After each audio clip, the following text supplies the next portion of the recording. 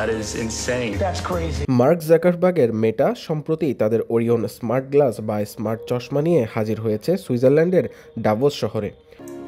But the technical challenges to make them are insane.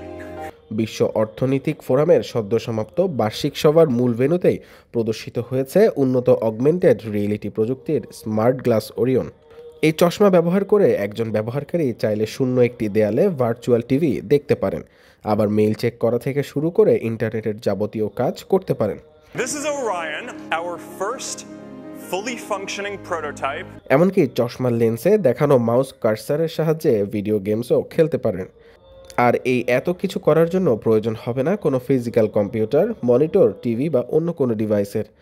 ব্যবহারকারীর চোখে শুধু ওরিয়ন স্মার্ট গ্লাস থাকলেই চলবে। About a decade ago, I started putting together a team of the best people in the world.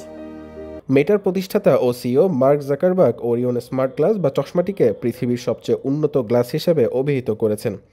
তার মতে Orion গ্লাসের মাধ্যমে ভবিষ্যৎ প্রযুক্তির এক ঝলক দেখা যাচ্ছে, যেখানে যোগাযোগের প্রধান মাধ্যম হিসেবে স্মার্ট গ্লাস একসময় স্মার্টফোনের জায়গা দখল করবে। To build these glasses. And the requirements are actually pretty simple.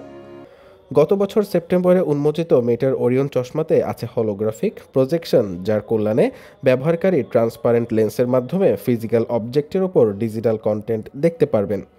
বিশ্ব অর্থনৈতিক ফোরামের 5 দিনব্যাপী এই বার্ষিক সভার মূল ভেন্যুর পাশেই ছিল মেটার একটি স্টল, যেখানে শরীরে পরিধানযোগ্য বিভিন্ন পণ্য প্রদর্শিত হয়েছে।